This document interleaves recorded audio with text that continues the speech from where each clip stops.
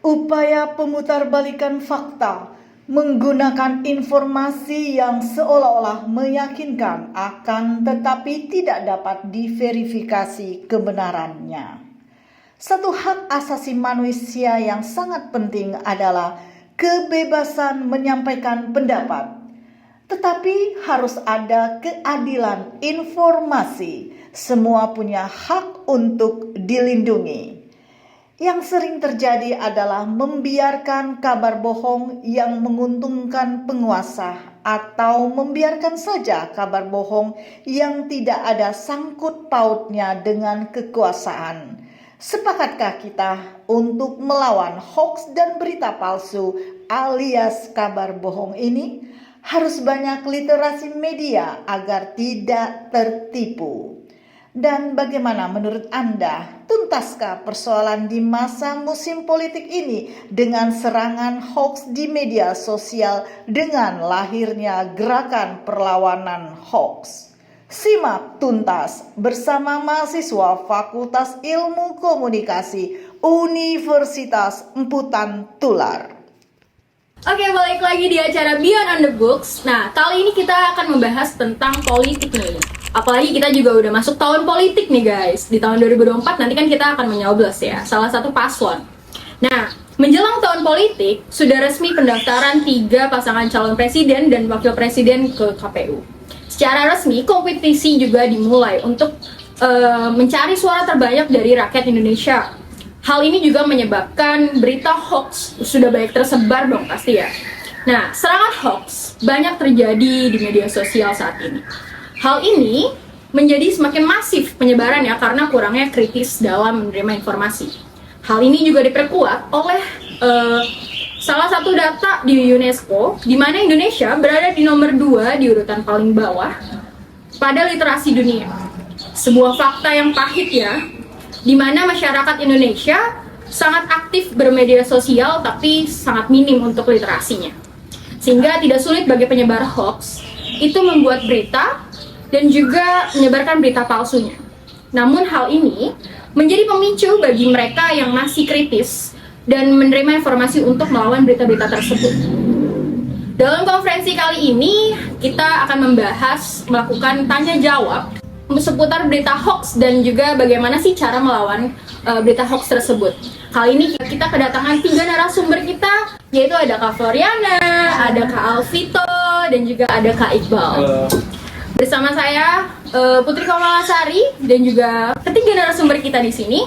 Mari kita bangun media sosial yang ramah dan juga tahun politik yang berjualan ide dan hasil karya, bukan serangan hoax dan juga pembunuh karakter. Nah, untuk pembahasan pertama, kita akan membahas tentang membuat berita hoax itu ada dan apa sih sebenarnya apa yang membuat berita hoax itu ada dan juga tujuannya itu apa sih sebenarnya. Nah, pertanyaan ini untuk Kak Floriana nih. Menurut Kak Floriana ini, kenapa sih orang itu membuat berita hoax itu dan juga apa sih tujuan mereka tuh membuat berita hoax tersebut? Ya. Terima kasih untuk Mala atas pertanyaannya.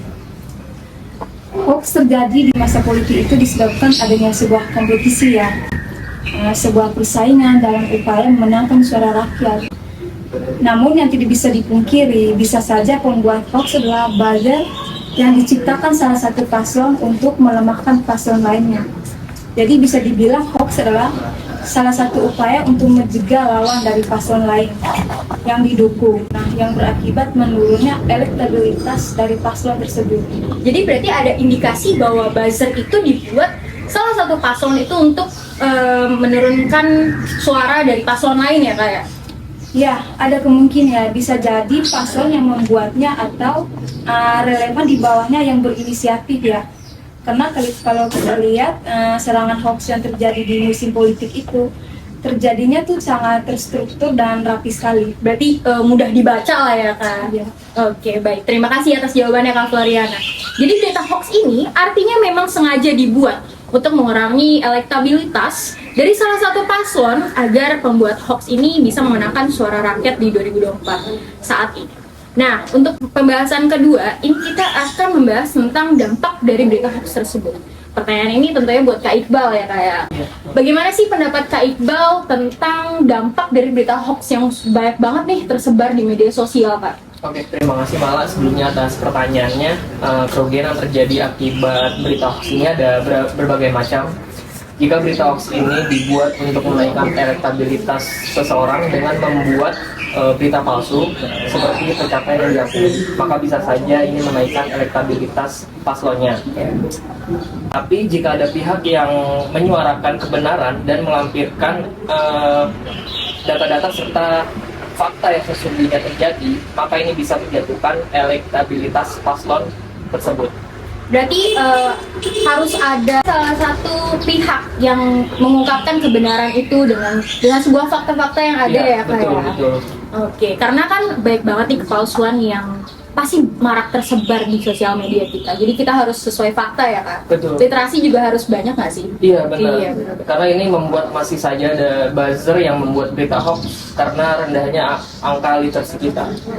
Baik, terima kasih atas jawabannya. Sama-sama Mala atas pertanyaannya. Nah, untuk pembahasan ketiga, ini kita akan membahas tentang gimana sih cara kita agar tidak terlalu pengaruh nih sama berita hoax tersebut.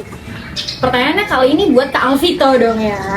Nah, menurut Kak Alvito nih, gimana sih cara kita agar kita tuh nggak terlalu terpengaruh nih? Karena kan banyak banget kan Kak sekarang yang baca satu berita terus kita langsung percaya sama berita tersebut. Padahal kan ada berita-berita lain yang mungkin sesuai fakta gitu Kak. Itu gimana sih Kak menurut Kakak?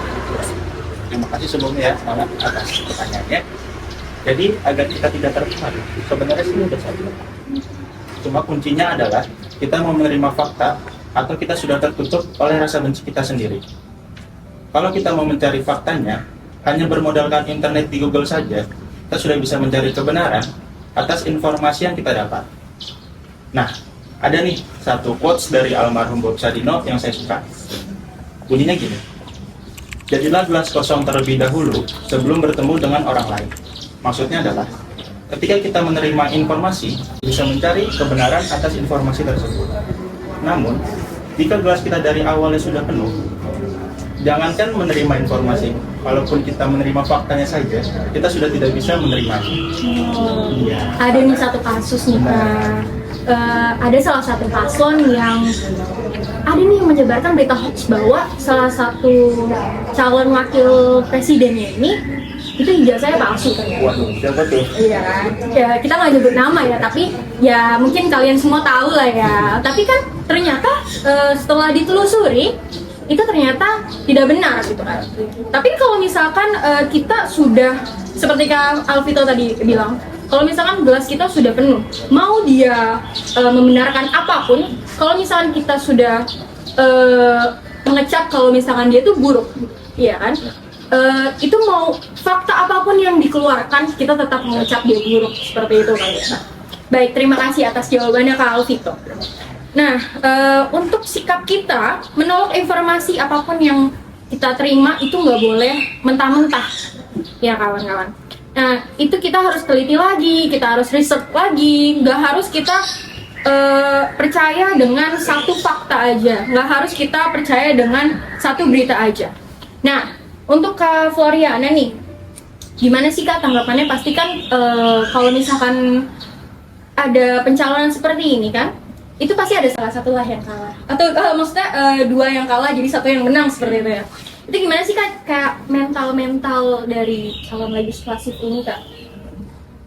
Kan pasti ada yang mentalnya down, ada yang pusing karena secara pengeluarannya kan nggak mungkin sedikit dong ya. Karena baik banget nih calon-calon yang mengeluarkan kayak promosi, terus harus belusukan kemana, terus membagi kayak baju atau apa segala macam gitu kan ya Kak. Itu gimana sih Kak? Kan pasti kalau misalkan tiba-tiba dia kalah, padahal di promosinya sudah banyak banget nih, dia sudah mengeluarkan uang banyak gitu.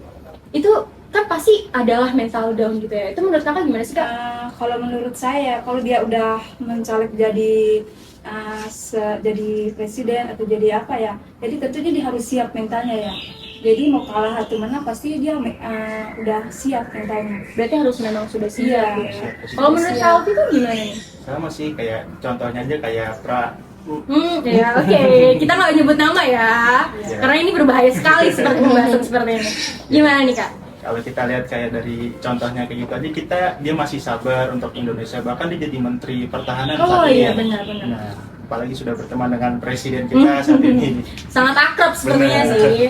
Ya, paling contohnya aja sih kayak kita harus lebih sabar, walaupun kita tidak didukung langsung oleh masyarakat, setidaknya kita bisa mencintai langsung Indonesia kita sendiri. Seperti itu. Kalau menurut Kak Iqbal sendiri gimana nih Kak? Yang tadi mental salah satu paslon kan pasti ada yang kalah ya Kak. Itu mentalnya gimana sih Pak? Kayak dia udah promosi sebanyak apapun, dia mengeluarkan uang sebanyak banyaknya, tapi ternyata dia kalah kayak itu kan pasti mentalnya down dong Kak. Iya, betul. Nah, menurut Kak Iqbal tuh gimana sih Kak cara kayak biar dia nggak down gitu? Tanggapan dari Kak Iqbal, apakah dia harus sabar kayak pernyataan Kak Alvito dan Kak Floriana, atau harus kayak gimana nih Kak? Atau sama juga? Iya, karena memang harus seperti itu yang dibilang oleh Kak Alvito, harus sabar. Terus sabar dan juga menerima lah ya. Jadi dia harus siap, mau kalah atau menang dia siap. Memang sudah resikonya seperti Iya, itulah ya. Oke. Nah, untuk kan pasti kalau misalkan menyebarkan berita hoax ini nih, itu ada sanksi hukumnya ya nggak sih? Karena kan sesuatu apapun yang dibuat itu pasti ada sanksi hukumnya. Ada undang-undangnya gitu kan, diatur dalam undang-undang gitu. Nah, menurut Kak Alvito nih gimana sih Kak untuk sanksi hukumnya untuk menyebar si berita hoax ini? Pastinya ada ya sanksinya kalau kita menyebarkan berita hoax ini. Misalkan kayak salah satu berita apa gitu, misalkan dia membuat berita hoax tentang calon-calonnya kayak Oke, baik. Untuk pembahasan terakhir nih kawan-kawan, ada pasti kan berita hoax ini tersebar, pasti kan ada pasal-pasal, ada hukumannya juga untuk penyebar berita hoax ini. Menurut Kak Alvito nih gimana sih Kak? Apa sih kayak hukuman untuk si penyebar berita hoax ini Kak? Pastinya ada dong ya. Apalagi sekarang sudah ada aturan yang undang-undang ITE, yaitu penyebaran berita hoax. Itu juga bisa termasuk pencemaran nama baik. Dan itu juga ada hukum pidananya. Oh, ada hukumnya ya Kak? Iya. Itu berapa tahun sih Kak kalau? Dia hukum pidana itu 6 tahun dan Oh, denda 6 tahun. 1 miliar. Oh, wah, banyak banget ya. Wah, apalagi dolar sekarang makin naik kan. Betul, ya. betul. Nah, itu tuh kalau misalkan penyebaran berita hoax ini, itu bisa disebarkan melalui media apa aja sih Kak? Banyak sih, kayak contoh ada Instagram bisa, Facebook juga ada, terus kayak dari media-media sosial seperti WhatsApp, Line. Itu apa aja sih menurut kakak yang harus kita lampirkan untuk mengajukan ke pihak hukum gitu, agar si penyebar hoax ini tuh dapat dihukum gitu Kak? Mungkin bisa dengan cara screenshot sih. ya. Tadi screenshot doang ya? Screenshot buktinya Hasil gitu. cuitan Twitter. Iya. Oh, foto-foto juga nggak sih? Foto-foto, Video video. juga ya? Oh, seperti itu. Berbuat baik nih, ternyata ada benar atau enggaknya nih. Untuk literasi kita juga kurang, jadi kita harus mencerna itu dengan baik. Ada resiko pasti untuk berita-berita yang dicuitkan di sosial media, terus di berita-berita TV juga ya kayak. Nah, terima kasih untuk Kakak Iqbal, Kak Floriana, juga Kak Alvito atas jawabannya dan kontribusinya kali ini ya. Ini sangat menarik sekali sih, walaupun agak sedikit tegang ya untuk membicarakan tentang politik. Untuk pemirsa nih, kritis dan peduli adalah dua faktor yang membekas ke seseorang dari pengaruh berita hoax tersebut. Dua hal tersebut kita bisa melindungi diri dan juga keluarga kita agar informasi palsu itu tidak beredar dengan luas. Nah, sebagai mahasiswa Vkom, kita memiliki peran yang sangat penting untuk menjawab tantangan di era digital saat ini. Karena semakin maraknya hoax-hoax yang tersebar secara luas. Apalagi memasuki tahun politik yang pasti banyak banget kritik dan juga drama. Pemikiran kritis sangat diperlukan bagi masyarakat bangsa kita ini. Peran anak muda memang dinilai sangat adil dalam merubah dunia. Apalagi hanya sekedar perspektif seseorang. Nah, menurut saya sih kalau misalkan hoax ini itu nggak worth it banget sih. Karena ini bisa menurunkan nama dari salah satu seorang paslon ataupun orang lainnya juga. Nah, untuk kali ini pembahasan kita hanya untuk membahas tentang politik dan juga hoax yang tersebar. Terima kasih atas kedatangan narasumber kita juga, dan sampai bertemu di lain waktu. Selamat siang, terima kasih.